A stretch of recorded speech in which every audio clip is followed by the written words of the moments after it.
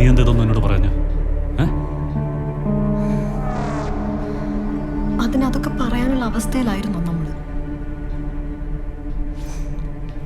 അല്ലെങ്കിൽ നിങ്ങൾ തമ്മിലും.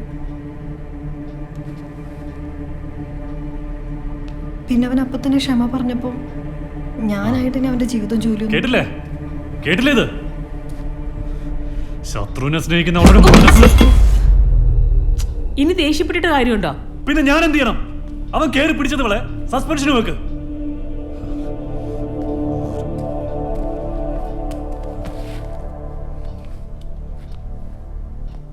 സസ്പെൻഷനൊന്നും ആയിട്ടുണ്ടാവില്ലെന്നേ.